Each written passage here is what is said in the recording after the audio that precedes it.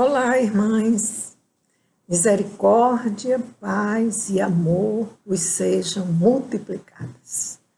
É muito bom voltar para conversarmos um pouco, desta vez, sobre relacionamentos. Desculpa. É um assunto muito importante na nossa vida, porque em todos os aspectos da nossa vida nós estamos mantendo relacionamentos, começando a partir do lar, não é? Os autores dizem que relacionamento é a capacidade que o ser humano tem de conviver consigo mesmo e com os outros. Por que primeiro conosco mesmas?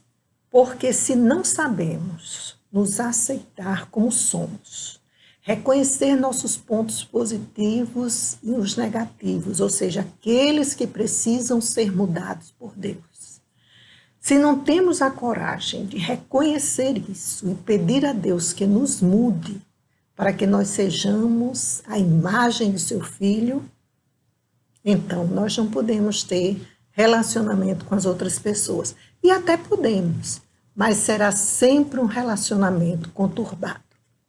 Enquanto mulheres cristãs, nossos relacionamentos têm uma ordem de primazia. Primeiro, o nosso relacionamento vertical, ou seja, nosso relacionamento com Deus. E depois, nosso relacionamento horizontal, conosco mesmas e com os outros. No nosso relacionamento com Deus, esse é o relacionamento mais importante. Ele é a base para todos os outros relacionamentos. Se você não está bem com Deus, você não vai estar bem com ninguém mais, nem com você mesmo. Não é? Então, em João 17:3, Jesus diz: a vida eterna é esta, que te conheçam a ti só, por Deus verdadeiro, e a Jesus Cristo a quem enviaste. Ou seja, conhecer a Deus por meio de Jesus Cristo é fundamental. Sem Jesus, nós não podemos nada, não fazemos nada. E esse conhecimento vem pelo novo nascimento e pela leitura e meditação na palavra de Deus. Como diz o professor Franklin Ferreira, cristianismo é relacionamento. Primeiro entre nós e Deus, e depois entre o povo de Deus e todas as demais pessoas que fazem parte do nosso contexto social. Em Hebreus 10, 19 e 20, abra aí na sua Bíblia. É um texto muito importante porque ele nos mostra que nós temos acesso a Deus por intermédio de Jesus Cristo. O véu foi rasgado e agora nós temos acesso ao Pai por meio de Jesus. Então, Hebreus 10, 19 e 20 diz assim: tendo, pois, irmãos, intrepidez para entrar no Santo dos Santos, pelo sangue de Jesus, pelo novo e vivo caminho que ele nos consagrou pelo véu, isto é, pela sua carne. Então, esse relacionamento, esse novo nascimento com Jesus é fundamental para que possamos ter um relacionamento com Deus. Em segundo lugar, nós vimos o relacionamento conosco mesmos.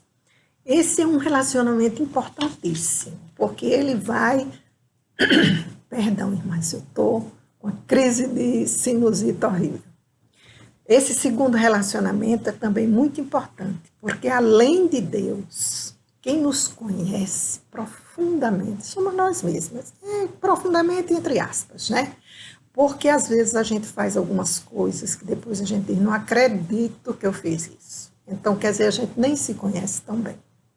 Mas em 2 Coríntios 5,17 diz assim: e se alguém está em Cristo, nova criatura é. As coisas velhas já passaram. Eis que tudo se fez novo. Então vem a partir daí, se você tem conhecimento desse versículo, se você introjetou esse versículo, você tem uma decisão a tomar. Ou você cria um ambiente em que você pode você mesma, ser você mesma, ou seja, as pessoas sabem quem você é, as pessoas já sabem seus rompantes ou da sua paciência, Então, as pessoas conhecem você, conhecem, né? Entre aspas. E cada dia você roga a Deus para que Ele molde o seu caráter à semelhança de Cristo. Ou então você continua camuflando a sua personalidade, né? Mostrando-se uma pessoa que na realidade você não é. Esse é um caminho perigoso, porque haverá um dia em que você se cansará de ser quem não é e vai mostrar quem realmente você é. E isso, às vezes, é uma decepção, uma perda de amizades. Então, busque a Deus, busque em Deus fortalecer a sua nova criatura, que o Senhor lhe oriente, né? Que o Espírito de Deus vá trabalhando o seu coração e a sua mente para que aquelas coisas que não agradam a Deus sejam retiradas. E, por último, o relacionamento interpessoal. Nesse relacionamento, nós convivemos, nós partilhamos com todas as pessoas que nos rodeiam, a começar de casa, né? Com a nossa família, depois com os amigos, os vizinhos, os colegas de trabalho e as pessoas do convívio social. Nesse estudo de hoje, nós sabemos que na família há vários tipos de relacionamento, entre marido e mulher, entre pais e filhos, entre os irmãos, entre os parentes da mulher e os parentes do homem. Então, todos esses relacionamentos são específicos e cada um deles merece um estudo específico. Então, nesse momento, nós vamos trabalhar mais superficialmente, né? Porque isso é um tema assim, muito profundo, entre o relacionamento entre maridos e esposas. Então, nós precisamos, primeiro, né, aprender as diferenças entre homem e mulher. Nós sabemos que muitos conflitos conjugais surgem quando um dos cônjuges tenta que o outro seja igual a ele, né? Mas você devia ser assim, eu devia ser assado. Mas há diferenças fundamentais. Deus não nos fez iguais. Deus nos fez assim únicos, né? Então, especialmente entre o homem e a mulher, há diferenças assim substanciais. A mulher tem uma alta percepção, né? Ela é capaz de ver coisas além. Quem dirige ou quem vai às vezes ao lado do marido, ele vai dirigindo, a gente já vê o sinal que está à frente do outro. E às vezes o homem não tem essa percepção. Quando a gente vai chegando perto do sinal, o sinal abre e ele ainda fica parado. Aí a gente, o sinal abriu, porque a nossa percepção é bem mais avançada. Então, algumas diferenças entre homem e mulher, que eu vou falar aqui agora, são resultados de pesquisas científicas. E não são todas as diferenças, são algumas diferenças, né? Então, por exemplo, o Cecil Osborne, no livro A Arte de Relacionar-se Bem com as Pessoas, esse livro é ótimo, bem interessante, traz coisas assim, bem interessantes para a gente. Então, essa parte eu me baseei nele. Então, ele diz assim: durante o dia, os homens enxergam melhor do que as mulheres. Pode, no caso, pensar, né?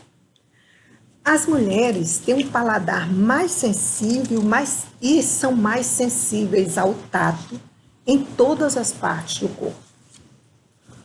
Os homens são menos sensíveis ao calor extremo e mais sensíveis ao frio extremo.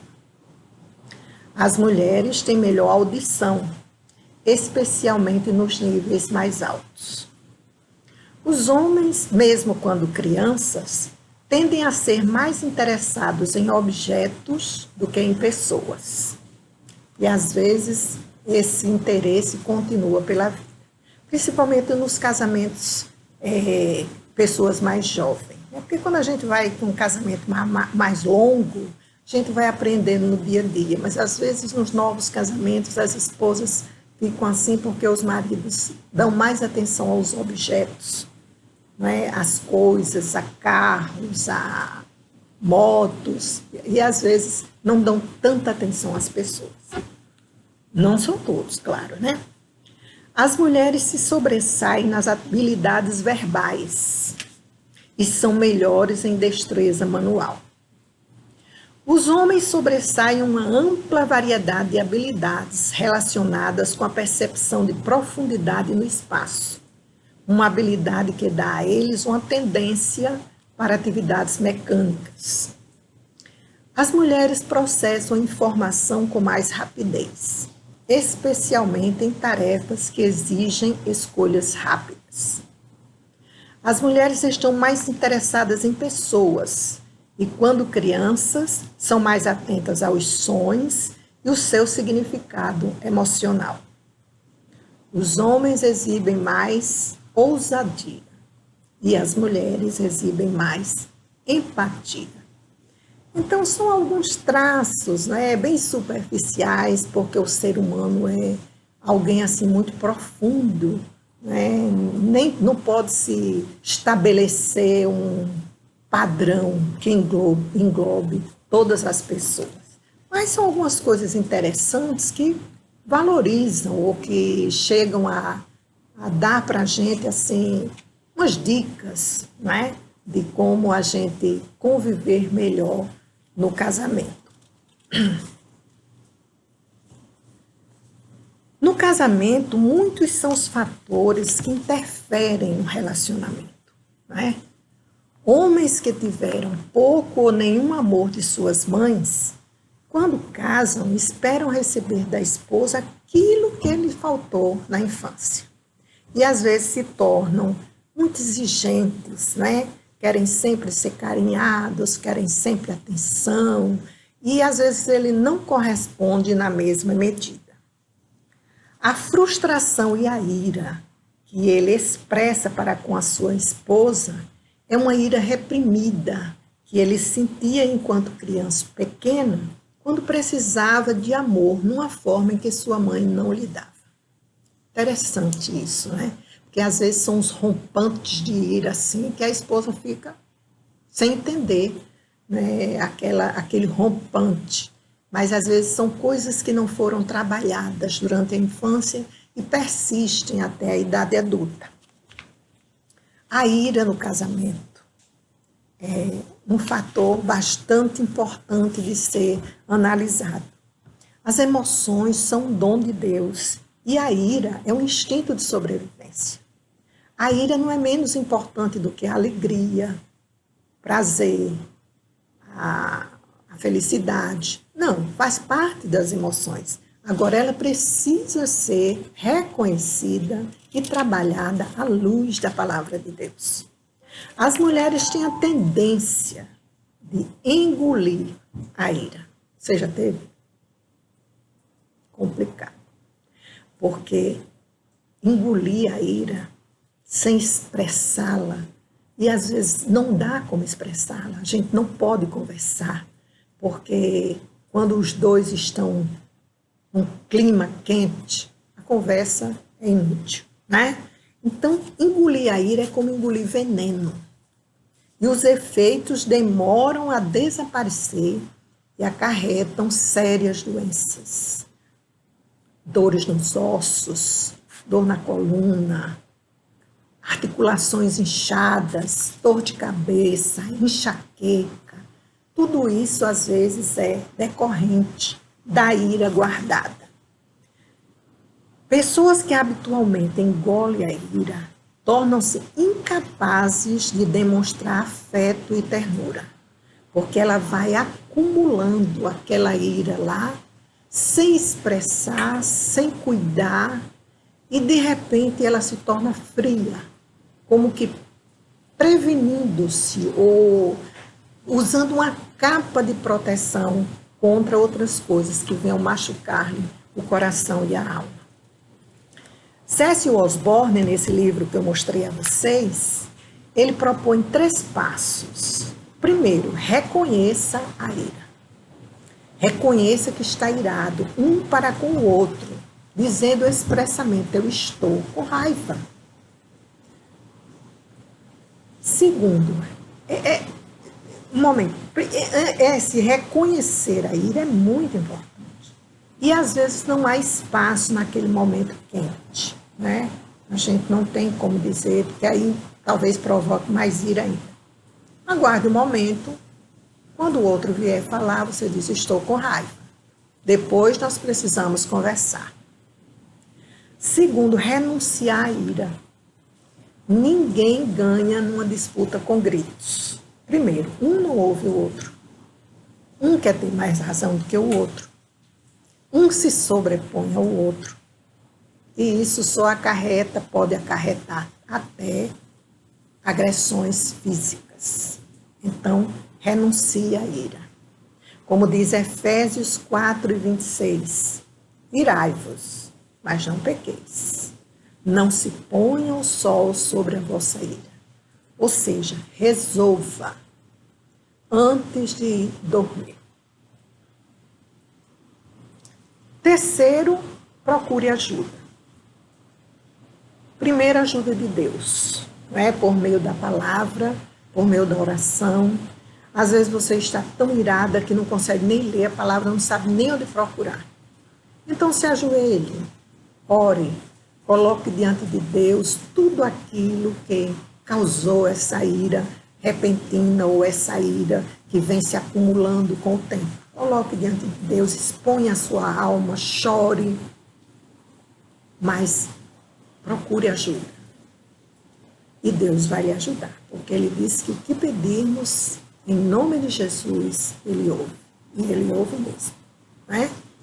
Depois você pode procurar a ajuda do seu pastor, né? Que é a segunda pessoa mais capacitada para lhe ajudar, principalmente nessas relações de casamento, né? Depois você pode procurar os profissionais, um psicólogo, médicos, mas nunca deixe a ira ficar acumulada no seu coração.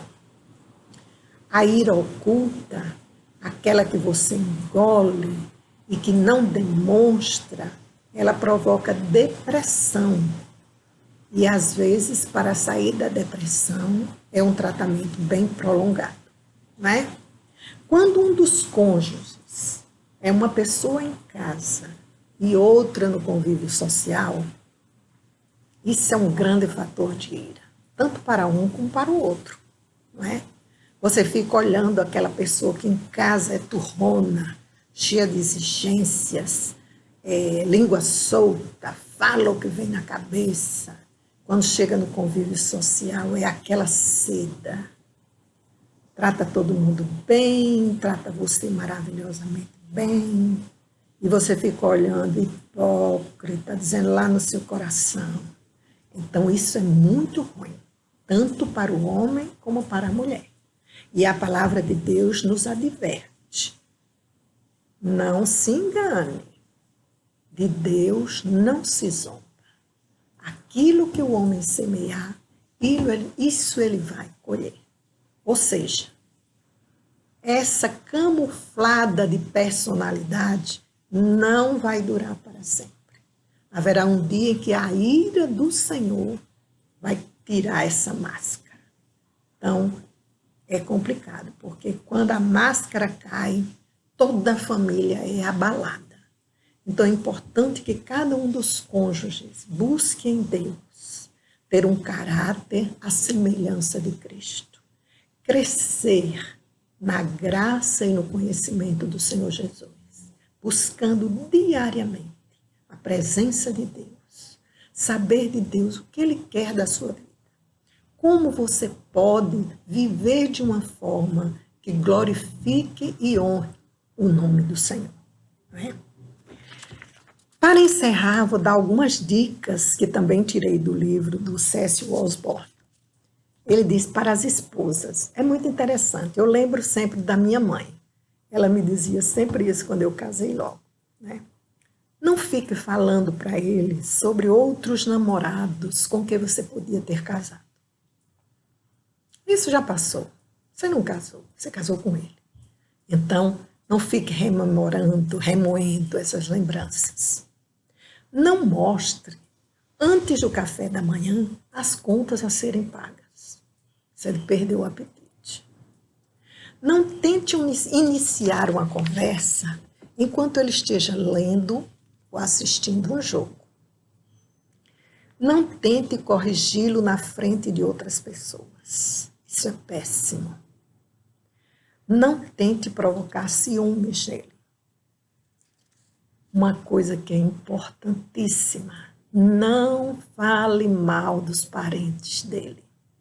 Isso provoca uma confusão e não é adequado, porque os parentes dele são importantes para ele, como os seus parentes são importantes para você. Não coloque uma camisa sem botão na gaveta dele. Isso vai dar um certo constrangimento. Não telefone para ele no trabalho, a não ser que seja absolutamente necessário. Não use a lâmina de barbear dele.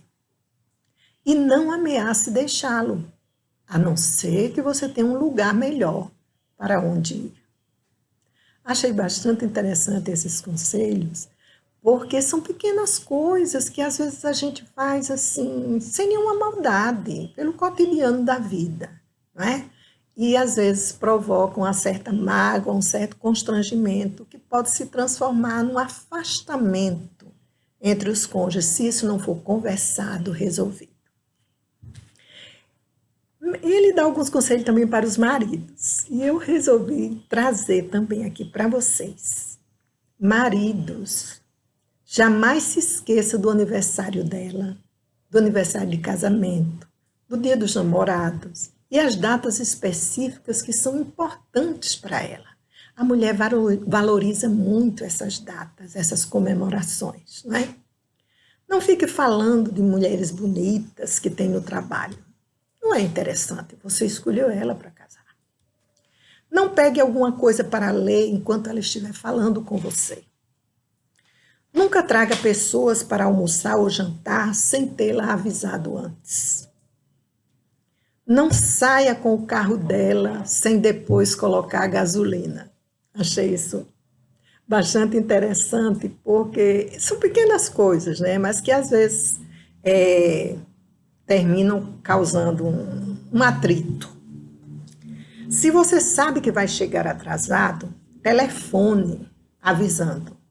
Tem coisa para irritar mais uma mulher quando ela espera sem nenhuma comunicação e quando ele chegar, as desculpas não são escutadas. Cuide de sua aparência durante o fim de semana. Tem homens que no fim de semana nem faz a barba, se veste de roupas rasgadas ou sem nenhum cuidado. Isso não é bom. Se você sabe que está errado, e é muito difícil um homem reconhecer que está errado, mas o conselho é, não seja teimoso, confesse seu erro. Não vai diminuir sua integridade nem sua masculinidade. Apenas vai provocar um sentimento de confiança. Você reconheceu que estava errado. Se você jamais vá dormir antes de dizer que você a ama.